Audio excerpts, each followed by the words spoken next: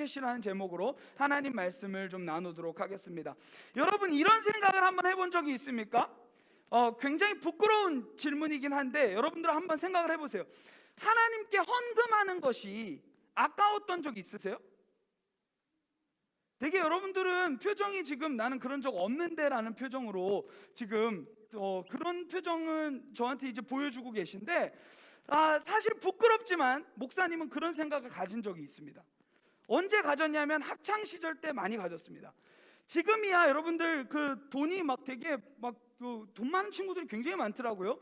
목사님 어렸을 때는 돈이 정말 너무 귀했어요. 그래가지고 조금 이렇게 주면 그거 가지고 문방구에서 되게 막 이제 뭐 여러 가지를 사고 이런 데를 잘 사용했단 말이에요. 근데 한 주일이 이렇게 지나면 주일마다 이렇게 엄마가 헌금하라고 이렇게 돈을 주실 때가 있어요. 그러면 그 돈을 이제 받아가지고는 무슨 생각이 드냐면, 와, 이거 다른 곳에 투자해야겠다, 이 생각이 듭니다. 내가 교회에 이거를 헌금하지 말고 다른 곳에 내 안락함과 나의 유익을 위해서 투자해야겠다. 그 당시에는요, 그 학교 앞에 보면 그 메달 뽑기 이런 게 있었어요. 그 메달이 헌금이었거든요. 그러니까 어렸을 때부터 도박을 즐겨 했었습니다. 그래서 헌금하라고 1,000원이 주어지면 그거를 잔돈으로 바꿔다가 이거를 불려서 하나님께 1,000원 드리고 나머지 남은 금액을 내가 취하면 서로 좋은 거 아닌가, 하나님도 좋고 나도 좋고, 이런 생각을 가지고 어떻게든 막 이렇게 해보려고 했었어요. 근데 늘 모든 것들을 탕진하고 이제 돌아오죠. 그러다가 가끔 가다가 이제 분기별로 우리 어머니가 그런 걸 확인하실 때가 있습니다. 헌금 잘 하던가요? 6개월 동안 한 적이 없는데요. 그러면 이제 대혼란 잔치가 집에서 이제 일어나죠. 진짜 오징어 게임이 일어납니다. 예. 그런 일들이 일어나는 것을 저는 많이 경험했어요. 그리고요, 그 시간들이 좀 지나고 나서 청소년 시기 때는 예수님 그래도 잘 믿었어요, 제가. 그래서 뭐 1,000원 그거 그냥 드리자 그러면서 무슨 생각도 안 하고 그냥 드렸던 것 같아요. 근데 시간이 지나고 나니까 제가 대학교 1학년 때 한 번 진짜 힘들었던 적이 있었습니다. 하나님께 헌금을 드리기가 진짜 힘들었던 적이 있어요. 그때가 언제였냐면, 첫 번째는 뭐냐면 처음으로 큰 돈을 만졌을 때 알바를 했는데, 이 알바비를 맨 처음에는 우리 어머니가 첫 열매는 하나님께 드리는 거라면서 내 알바비 전부를 하나님께 드리라는 거예요. 그래가지고 이제 머리를 굴렸죠. 이거를 안 드리려면 어떻게 해야 될까? 그래서 어떻게 굴렸냐면, 그래도 나를 낳아주시고 키워주신 우리 어머니 아버지도 계시고, 그리고 우리 할머니 할아버지도 계시고, 내가 챙겨야 될 사람들이 굉장히 많다. 그래서 이 돈으로 선물을 사야 한다. 그래가지고 10%만 11조 드리고 나머지는 내가 그 선물 사는데 사용하겠다. 이런 이제 막 그 알량한 방법들을 써가면서 했었어요. 왜냐하면 너무 큰 거예요. 지금 뭐 80만 원? 지금도 크죠? 근데 그때 처음 받고 나니까 막 감당이 안 되는 거예요. 그리고 나서 대학교 1학년 이제 마무리하고 나서 저희 이제 대학교 1학년 말에 아버지가 돌아가셨어요. 그러니까 아버지가 돌아가시고 나가지고 이제 장례식을 치렀는데, 장례식을 치르다 보니까 이제 그 부조가 들어오지 않습니까?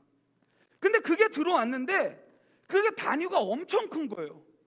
이게 단위가 크니까 이거는 11조도 드리기가 너무 아까운 거예요. 예를 들면 4천만 원이 들어왔다고 쳐보세요. 그럼 11조는 얼마예요? 여러분 오늘 뭐 집에다 멘탈 다 놓고 왔어요? 예? 400만 원, 4천만 원에서 11조는 400만 원일 거 아니에요. 근데 처음에 제가 무슨 유혹이 드냐면, 그때 신학생이었는데도 그걸 드리는 게 너무 주저가 되는 거야. 그래서 제가 어떻게 했냐면 이거를 어떻게 하면 적게 드릴 수 있을까? 이렇게 뒤에서 주신 돈들 있잖아요. 그 앞에서 하지 않고 뒤에서 주신 돈들은 11조에 포함해야 되는 거 아닌가에 대한 머리를 막 굴려가기 시작하면서 하나님께 드리는 것에 대한 인색함으로 제가 그렇게 살아왔더라고요. 그때요, 제가 400만 원을 이렇게 그 11조를 드리고 하려고 하니까 그때 이제 막 제가 막 이걸 드려 말여? 이제 아빠 없으면 우리 삶은 어떻게? 걱정과 막 그런 두려움 때문에 이걸 드려 말여 하고 있는데 저희 어머니가 딱 손등을 탁 치시더라고요. 야, 이게 전부가 하나님 건데, 야, 그동안 아빠의 인생을, 아빠가 그동안 모아온 돈들을 다 누가 벌게 하셨는데, 누가 맡겨주셨는데, 하나님이 맡겨주셨는데, 너는 하나님께 드리는 것 그것조차 아까워하면서 살아가냐? 와, 이렇게 얘기하시는데요, 제가 완전 충격을 먹었어요. 그렇네. 여러분, 우리가 아까도 찬양했어요. 모든 것이 은혜라고 하는데, 우리는요 그 은혜를요 받을 때는 그래도 그냥 은혜구나 하고 나서 돌아서면 입 싹 닫고요, 마치 안 먹은 사람처럼, 안 받은 사람처럼 살아갈 때가 너무도 많다는 거예요. 여러분, 생각을 해보세요. 사실요, 우리에게 모든 것들을 베풀어 주신 하나님이 계시잖아요. 그리고 그 하나님이 우리에게 모든 것을 베풀어 주셨기 때문에 우리가 가진 어떠한 것들은 드려도 진짜 감사함으로 드릴 줄 알아야 되는 게 우리의 삶인 줄을 믿습니다. 여러분, 한번 점검을 해보세요. 여러분들의 삶 가운데서는 어떤지. 하나님께서 시간도 주셨고요, 돈도 주셨고요, 지혜도 주셨고요, 여러 가지를 주셨는데 그것을 은혜로 사용하고 있는지, 그걸 감사의 제목으로 하나님께 올려드리고 있는지 여러분들의 삶을 돌아보시기 바랍니다. 저는요 때로 그게 안 될 때가 있더라고요. 헌금을요, 오늘 설교 제목처럼 In my pocket 하고 싶었. 하나님께서 주신 시간도요 내 걸로, 내 욕망과 나의 유익을 위해서만 사용하고 싶었던 그런 때가 있더라고요. In my pocket. 오늘 말씀해 보니까 성경 인물 중에 한 인물이 등장을 하는데, 그 인물의 그 이야기 가운데서 무슨 얘기가 등장하냐면 In my pocket 하는 이야기가 등장을 합니다. 여러분, 뭐 뒷돈 뭐 이런 얘기들 막 되게 많이 사회에서 많이 외쳐지고 있죠. 그 이야기가요 오늘 성경에서도 많이 나와요. 자신의 욕망과 유익을 위하여서 그러한 것들을 계속해서 서슴없이 그 욕심을 갈망하며 돈을 갈망하며 살아가는 사람들의 이야기가 성경에도 많이 나온다는 얘기입니다. 오늘 베드로전서 말씀을 보다가 오늘 갑자기 또 다시 열왕기하 5장 말씀으로 돌아왔어요. 열왕기하 5장은요 이 나아만이라는 인물이 치료받는 그 과정에 대한 얘기가 나옵니다. 근데 그 과정을 통하여서 하나님께서 우리에게 해주고 싶은 메시지가 분명히 있음을 여러분들이 발견했으면 좋겠어요. 이게 열왕기하 5장 같은 경우에는 그 등장인물들이 굉장히 많습니다. 그래서 여러분들 등장인물들을 이미지화해가면서 보셔야 됩니다. 정신 똑바로 차리고. 지금 다들 좀 뭔가 여기 현장에 계신 분들이 이 세집증후군이 있는지 이게 표정이 좀 증후군에 걸린 것 같아요. 정신 똑바로 차리세요. 여러분 좀 맹해 너무. 정신 똑바로 차리고, 일주일에 한 번 예배하는 건데 애매하게 이렇게 들락날락하지 마시고 예배에 집중하시기 바랍니다. 자, 오늘 5장 말씀을 좀 잘 들여다볼게요. 첫 번째 등장인물은 나아만이라는 사람이 등장합니다. 나아만이라는 사람이 어떤 사람인지 5장 1절에 설명하고 있어요. 여기서요 굉장히 긍정적인 설명 4가지가 나오고요, 하나가 부정적인 설명이 나와요. 5장 1절에 보니까 이렇게 나와 있습니다. 나아만이라는 사람이 어떤 사람인가? 첫째, 아람 왕의 군대 장관. 이 아람이라는 지역은요 이스라엘을 계속해서 괴롭혔던 강대국입니다. 근데 거기서 군대 장관, 사령관이에요. 엄청난 위치에 위치에 있는 사람인 걸 여러분들 확인할 수 있겠죠, 그렇죠? 그리고요 나아만은 그의 주인 앞에서 크고 존귀한 자다.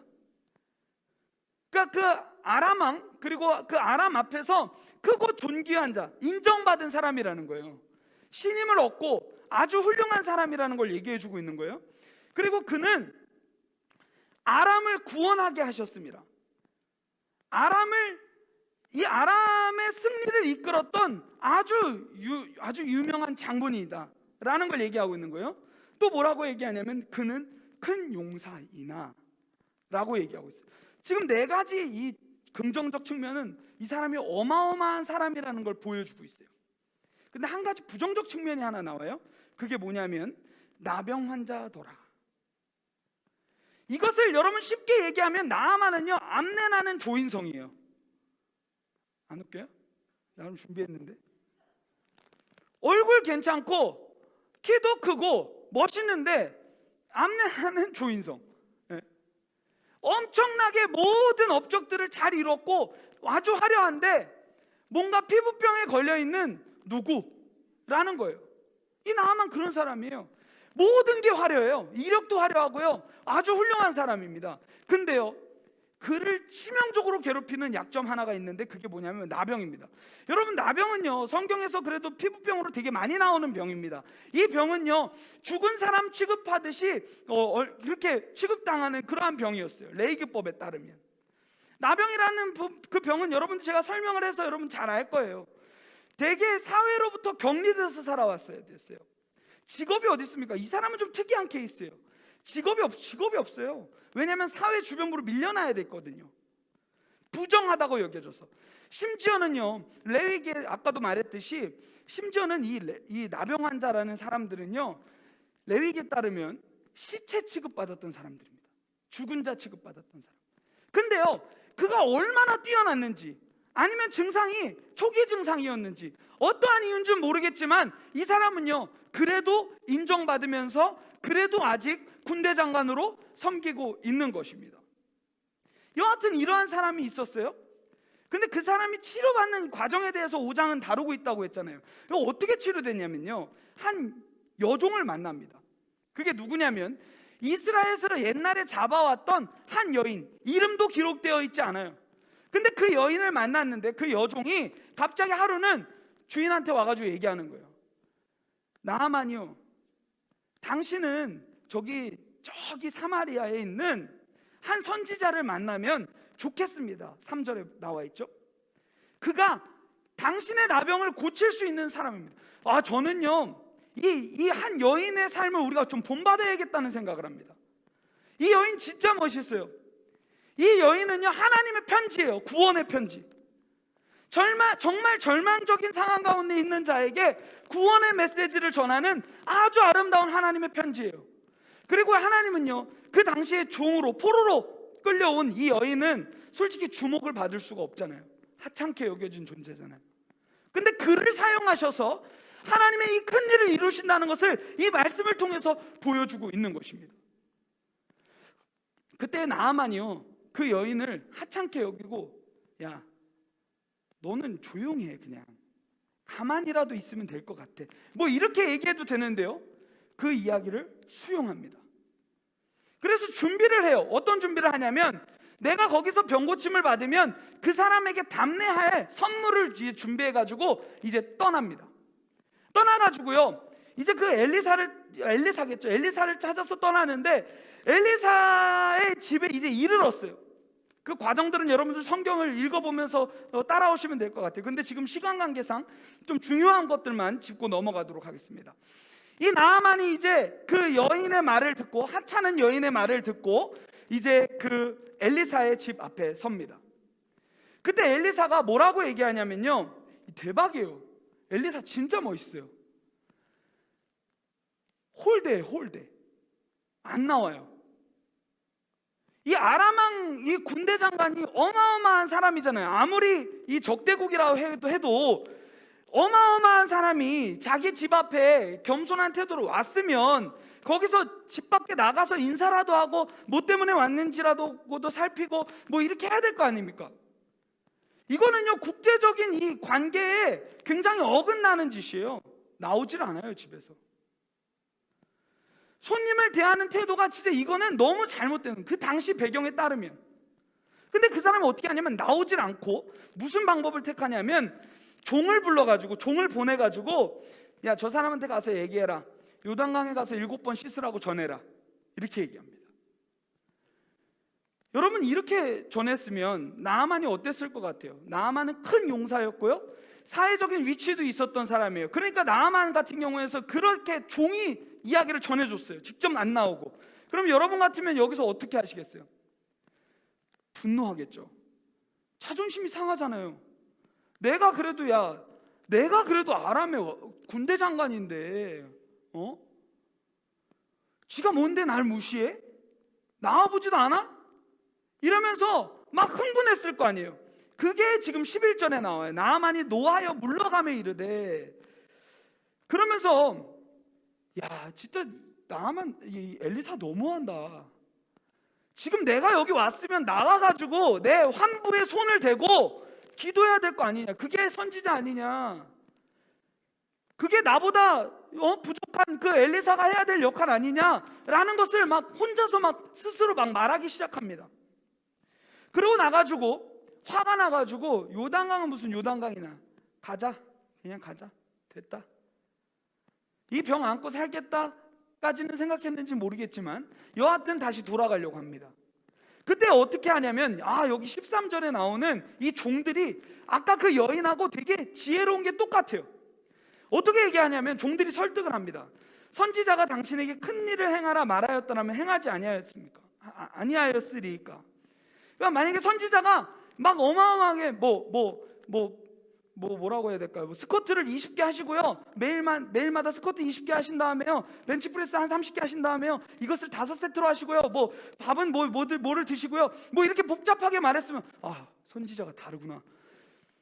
종들이 지금 이런 지혜로운 얘기를 하면서 이렇게 선지자가 이렇게 얘기했으면 하시지 않았겠습니까? 근데 지금 그냥 단순히 요단강에 가서 몸에 물을 묻히고 씻으라고 말하는데 이렇게 작은 일인데 왜 못하십니까? 예? 그렇게 얘기를 하는 거예요. 그러니까 이 나만 그래도 좀 겸손하고 착했는 것 같아요. 그러고 나니까 종들의 이야기를 수용하여서 요단강에 가서 몸을 씻습니다.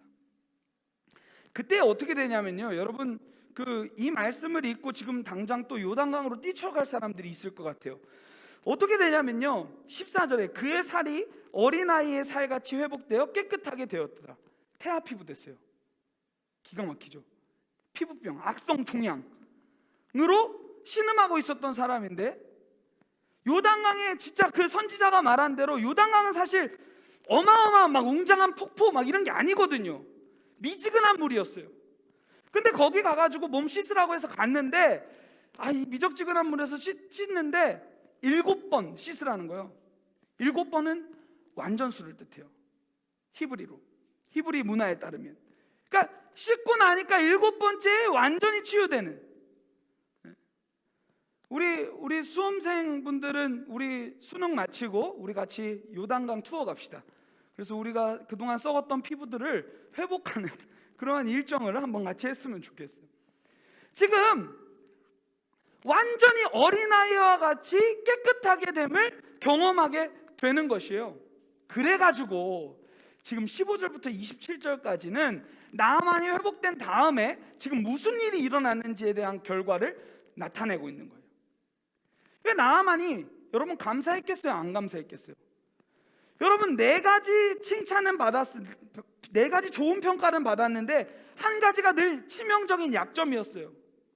만약에 이 병이 더 도지면 자기는 이 사회 밖으로 밀려나야 되는 그러한 존재였을 수 있을 것 같아요. 근데 그 치명적인 문제를 해결해 줬단 말이에요. 네?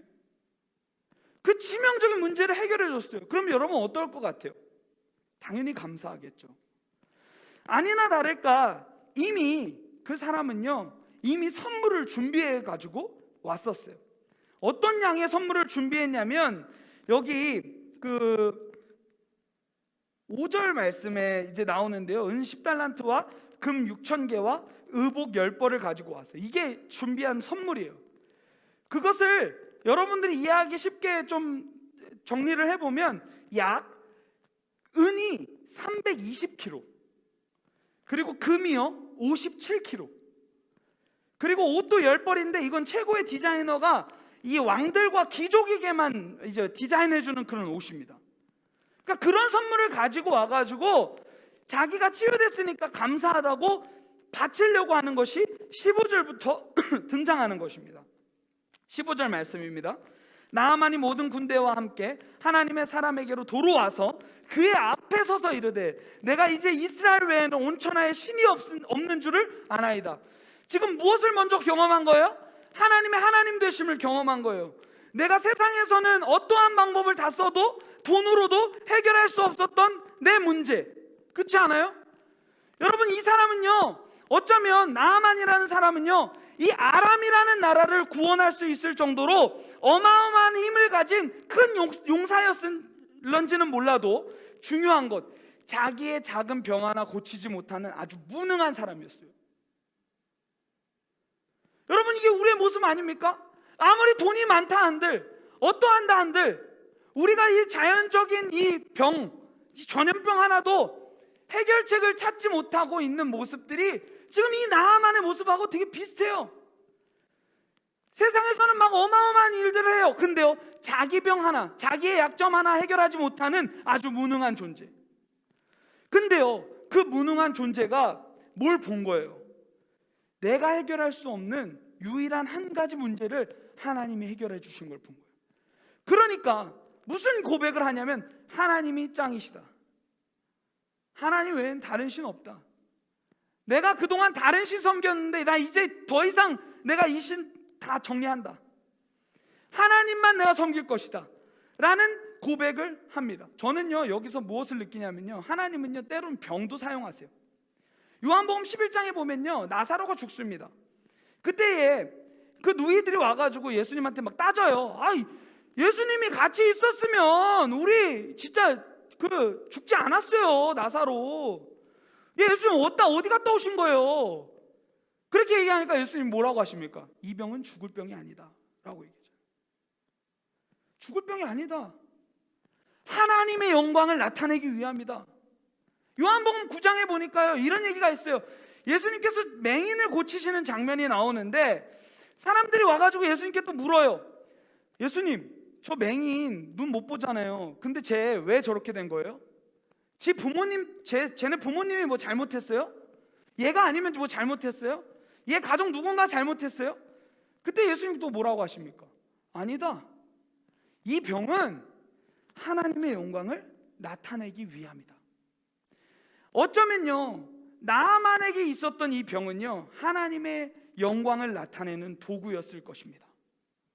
바울이 그 고백하잖아요. 나는 육체의 가시를 가졌는데 결국은 이 가시는 내가 약할 때 강함이신 하나님을 드러내는 통로가 됐다라는 얘기를 하지 않습니까? 똑같은 거예요, 나아만. 지금 하나님의 하나님 되심을 인정하면서 뭐라고 얘기하냐면 내가 너무 감사해서 내가 준비한 선물이 있다. 아까도 말했듯이 은 320kg, 금 57kg, 옷 2벌, 그것을 바치는 거예요. 근데 그때 어떻게 합니까? 엘리사 진짜 멋있어요. 제 가오가 이거야. 진짜 멋있어. 어떻게 하냐면 안 받아요. 안 받아요. 왜요? 저는 확신하건대 이 하나님의 은혜가 하나님이 거저 주셨다는 것을 알게 하려고. 그리고 동시에 내가 한 게 아니라 이건 하나님이 하신 거기 때문에 내가 하나님의 영광을 인마에 포켓할 수가 없는 거예요. 너무 멋있지 않습니까? 우리는요, 하나님 것들도 내가 취하려고만 어떻게 막 급급해가지고 살아가요. 하나님께 드리려고 했던 시간, 드리려고 하니까 너무 아까워. 하나님께 드리려고 했던 헌금, 드리려고 하니까 너무 아까워. 늘 그것을 계산하면서 살아가는 게 우리의 모습인데, 이 지금 엘리사는 그걸 거절해요.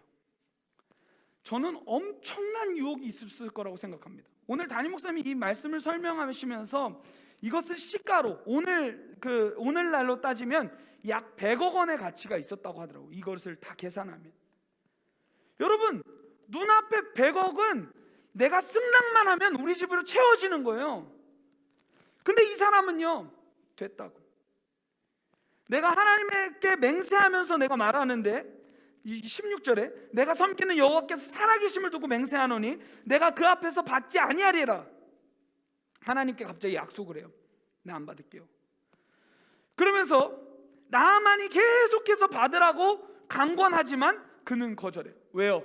나의 이 어떠한 것 때문에 마치 내가 받으면 이렇게 되는 거잖아요. 엘리사가 고쳐줬어. 그걸 차단하는 거예요. 나아만에게 알려주는 거, 이거 하나님이 하신 거야. 내가 한 거 아니야. 그러니까 나한테 줄 필요 없어. 하나님이 하셨는데 왜 나한테 줘? 나는 그냥 도구로 쓰임 받았을 뿐이야 라는 것을 철저히 고백하는 거죠. 지금 그러고 나가지고 진짜 멋있는 모습으로 이것을 거절하고 난 다음에 이제 이 나아만이 짐을 싸서 와, 진짜 멋있는 하나님의 역사다 그러면서 이제 돌아가려고 하고 있겠죠. 그때 어떤 일이 일어나는지 아십니까? 한 등장인물이 또 하나 생깁니다. 그게 누구냐면 게하시. 이름 외우기 쉬워요. 게하시. 그냥 하시만 외우면 돼요. 이 사람의 삶을 보면 앞에 게가 따라와요. 어떤 일을 하냐면 이 게하시가 옆에서 계속 같이 있었거든요. 엘리사 옆에서 같이 있었거든요. 엘리사의 종이에요. 하나님의 사람 엘리사의 종이에요. 그러니까 그 옆에서 모든 광경을 지켜보고 있었을 거 아니에요. 그 보물들, 선물들을 싸가지고 왔던 것 그거 다 봤을 거 아니에요. 그러니까 무슨 생각이 옆에서 드냐면 아까운 거야. 아, 진짜 너무한 거 아니야?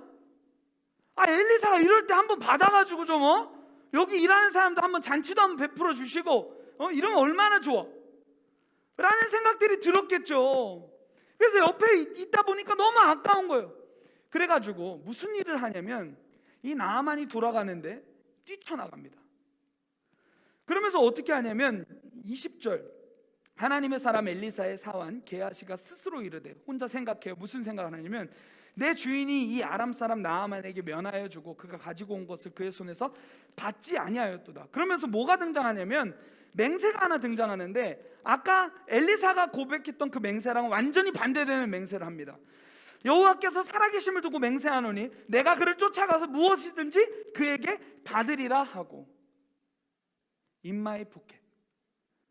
하나님의 영광을 자신의 영광으로, 자신의 유익으로 채우려고 했던, 욕심으로 채우려고 했던 모습이 지금 이 말씀에 등장하는 것입니다. 게하시가 뭘 했어요? 그러면서 무슨 얘기를 하냐면, 여기서 저 진짜 오늘 설교 제목 진짜 되게 다양하게 막 고민했어요. 뭐 개구라 뭐 해가지고 개가 어이, 게하시 구라쳤다 이런 걸로 하려고 했는데 뭐 여러 가지로 막 고민을 많이 했어요. 왜냐하면 22절에 또 거짓말 엄청 치거든요. 뭐라고 얘기하냐면 그가 이르되 평안하나이다, 우리 주께서 나를 보내시며 말씀하시길. 엘리사가 나 보냈다는 거예요. 보내면서 나에게 말을 했다는 거예요. 무슨 말을 했냐면 지금 선지자의 제자 중에 두 청년이 에브라임 산지에서부터 내게로 왔으니 청하건대 당신은 그들에게 은 1달란트와 옷 2벌을 주라 하시더라. 여기에 우리 집에 누구 손님이 왔는데, 제자 중에 한 명이 왔는데 그것을 좀 나눠줘야 된다 라면서 무언가를 요청하고 있는 모습. 그러고 나서 그 말씀들을 읽어보면요, 어떤 일을 하는지 아십니까? 23절 속아요. 나아만이 이르되 바라건대 2달란트를 받으라 하고 그를 강권하여 은 2달란트를 두 전대에 놓고 메고 옷 2벌을 아울러 두 사안에게 주우며. 왜냐하면요, 이게 어마어마하게 무거웠기 때문이에요. 혼자서는 들을 수 없었던 그러한 무게였기 때문에 2명의 종을 또 게하시가 끌고 가가지고 그거 받아오는 거예요. 그러면서 지고 가라 하는 거죠. 그러고 나가지고 어떻게 하냐면 24절 집 앞에 언저리 왔겠죠. 그러면서 게하시가 그 물건을 두 사람의 손에서 받아서 어떻게 해요? 24절 집에 감추고 그들을 보내 가게 한 후 들어가 그의 주인 앞에 서니 엘리사가 하나님의 사람 확실합니다. 뭐라고 하냐면 딱 게하시를 부르면서 이렇게 얘기해요. 게하시야, 네가 어디서 오느냐 하니 또 거짓말을 칩니다. 저 아무 데도 안 갔다는데요. 그러면서 엘리사가 또 이르되 한 사람이 수레에서 내려서 너를 맞이할 때에 내 마음이 함께 가지 아니하였느냐. 지금이 어찌 은을 받으며 옷을 받으며 감람원이나 포도원이나 양이나 소나 남종이나 여종을 받을 때냐. 지금 그럴 때 아니라는 거예요. 이 일은, 나아만에게 걸린 이 병은 하나님의 영광을 정말 드러내기 위한 아주 강력한 통로인데 지금 네가 거기서 왜 그 영광에 걸림돌이 되어서 살고 있냐라는 것이. 저는 이 게하시랑요, 아까 봤던 그 여자 종, 한 여자아이가 대조되는 모습을 봅니다. 한 이 여종은요, 이방에서 살고 있으면서 자신의 하나님이 얼마나 위대하신 분이신지를 드러내요. 그래서 구원의 편지로, 구원의 통로로 이 얘기를 하지 않습니까? 우리 선지자를 만나보십시오. 그가 반드시, 아주 믿음이 진짜 대박이에요. 반드시 당신의 병을 고칠 것입니다. 이렇게 믿음으로 고백했던 사람이에요. 근데 이 한 종은요, 옆에서, 하나님의 사람 옆에서 붙어 있었음에도 불구하고 거기서 뭘 못하는 거야. 하나님의 편지이기는커녕 하나님의 영광을 가리우는 도구가 되는 거예요. 지금 이 대조를 지금 우리에게 보여주고 있는 거예요. 여러분, 어떤 길을 가실 거예요? 어떤 길을 가실 거예요? 이 작은 아이의 길을 가실 겁니까? 아니면 이 게하시의 길을 가실 것입니까? 엘리사의 길을 갈 거예요? 게하시의 길을 갈 거예요? 오늘 이 말씀은 우리에게 그 질문을 던지고 있는 거예요. 오늘 이 마지막으로 이 얘기만 하고 마칠 거예요. 여러분, 종교개혁 아시죠? 우리가 10월 마지막 주는 종교개혁 주일로 지킵니다. 이 종교개혁은 물론 여러 가지 이유 때문에 이제 시작되었지만 가장 거기에 촉매제 역할을 했던 게 있었습니다. 그게 뭐냐면 면죄부 판매였어요. 왜냐하면 그때 이 교회가 건물을 뭔가를 살려고 했던 부분이 있습니다. 무언가를 지으려고 했었어요. 산피에트로 대성당, 그 재건 자금을 이제 마련해야 되는데, 이 15세기에 그걸 하려고 하는데 돈이 너무 없는 거예요. 그래서 어떻게 하냐면요, 그 사람들이 무언가를 발행해서 팔아요. 그게 뭐냐면 면죄부예요. 뭐 면벌부라고도 하는데, 그게 뭔지 아십니까? 이 증서를 가지고 있으면 내 죄가 사해진다라는 증서예요. 여러분, 그 당시에 교회가 이랬어요. 구원은요, 하나님의 선물이에요. 갈라디아서가 그 얘기를 하고 있잖아요. 바울이 그렇게 얘기했잖아요. 구원은 하나님의 선물이다. 오직 믿음으로만 우리는 산다 라는 얘기를 했잖아요. 근데요, 그것을 팔아요. 이거 사면 구원받을 수 있어. 구원을 값으로 매기기 시작했어요. 저는 게하시의 모습이 오늘을 사는 우리, 그리고 중세의 이 교회의 모습 가운데 있다고 생각합니다. 하나님이 거저 주시는 은혜, 그 거저 주시는 그 사랑, 말로 다 할 수 없는 그 놀라운 은혜를 마치 값으로 매기고 거기서 내가 부당한 이윤을 취하려고 하는 그러한 모습들이 너무도 많이 조명되는 것입니다. 구원은요, 하나님이 친히 하시는 일이시고 그분의 영광을 철저히 드러내는 행위입니다.